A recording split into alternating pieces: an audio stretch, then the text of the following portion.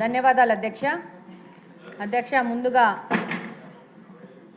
ఈ ఆర్థిక సంవత్సరం బడ్జెట్లో పోలీస్ వెల్ఫేర్ గాను వారి జీవిత బీమాకి ప్రత్యేక దృష్టి కేటాయించినందుకు అలాగనే పోలీస్ శాఖకు దాదాపు 3000 వెహికల్స్ని ఇచ్చి స్పీడ్ పోలీసింగ్ని ముందుకు తీసుకెళ్తున్నందుకు హోమ్ మినిస్టర్ గారికి ధన్యవాదాలు తెలియజేసుకుంటున్నాం అధ్యక్ష।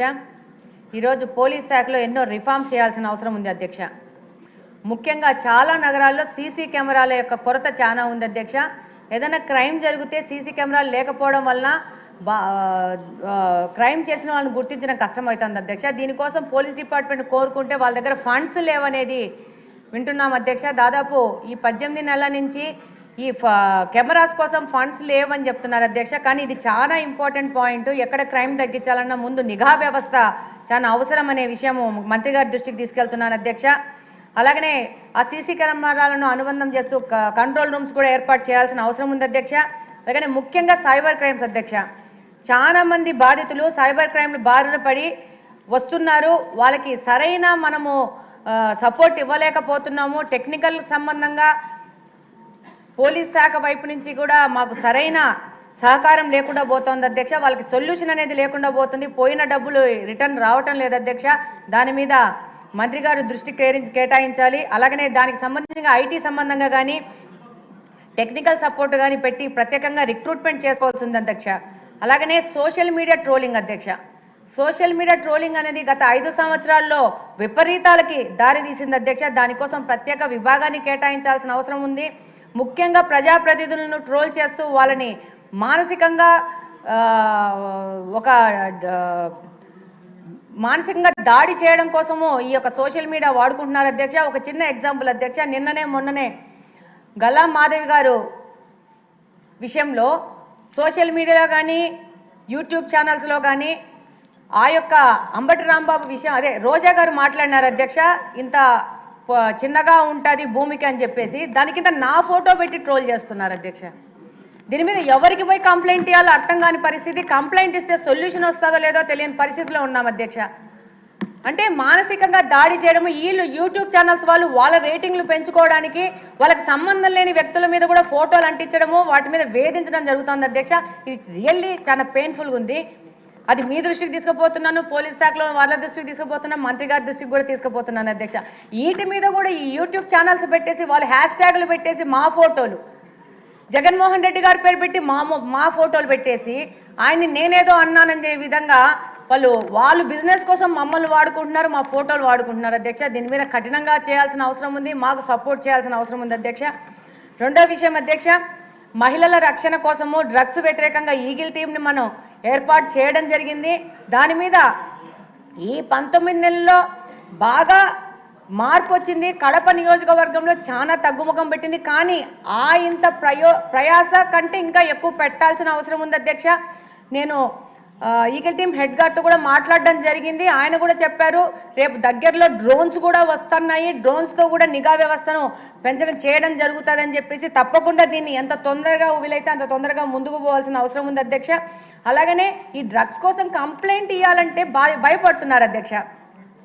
ఏమి అంటే మళ్ళీ మమ్మల్ని వచ్చి దాడి చేస్తారు, మమ్మల్ని దాడి చేస్తే మేము తట్టుకునే పొజిషన్లో లేమని చెప్పేసి మాట్లాడుతున్నారు। ఇంకా ముస్లిం మైనారిటీ మాకు ఎక్కువ చిన్న టౌన్ అయిపోవడం వల్ల చదువుకొని పిల్లలు ఎక్కువ తిరుగుతూ ఉండడం వల్ల రాత్రిపూట క్రికెట్లు ఆడుకుంటూ 2 గంటలకు 3 గంటలకు కాలనీలో ఉన్న వీధుల్లో ఉన్న కుటుంబాలను ఇబ్బంది పెడుతూ ఒకవేళ వాళ్ళు ఏదైనా కంప్లైంట్ ఇస్తే వాళ్ళ పిల్లలు స్కూల్కు పోలేని పరిస్థితి, వాళ్ళ ఆడపిల్లలు కాలేజీకి పోలేని పరిస్థితి, కాలేజీకి పోతే అక్కడ టీచ్ చేయడము సతాయించడం పరిస్థితి, పిల్లలు స్కూల్కి పోతుంటే చిన్నపిల్లల్ని తలకాయల మీద కొడుతూ వేధించే పరిస్థితి వచ్చింది।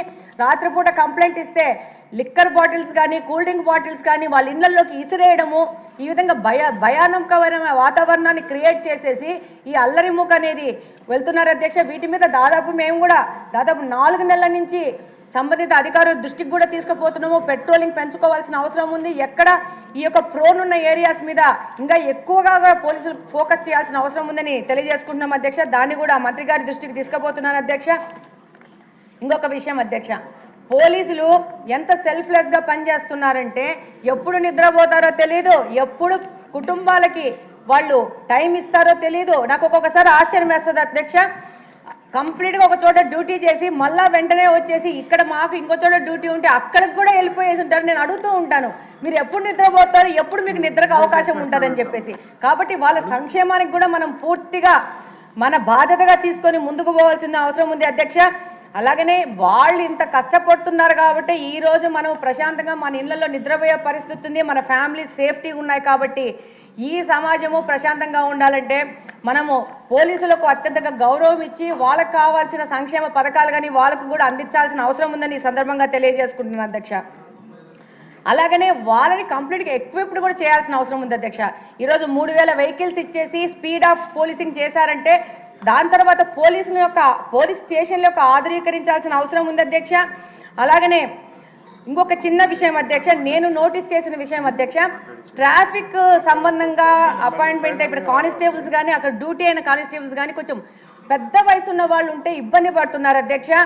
కొంచెం అది మంత్రి గారి దృష్టికి తీసుకుపోతున్నాను. కొంచెము హ్యూమానిటీ కన్సిడరేషన్లో కూడా పోవాల్సిన అవసరం ఉంటుంది అధ్యక్ష. రిటైర్మెంట్ దగ్గరున్న వాళ్ళని రోడ్ల మీద వేస్తే ఎండలకు తట్టుకోలేము. మా కడపలో ఎంత ఎండలు ఉంటాయో తెలుసు. పాపం ఇబ్బంది పడుతున్నారు అధ్యక్ష. దాన్ని కూడా మీ దృష్టికి తీసుకుపోతున్నాము.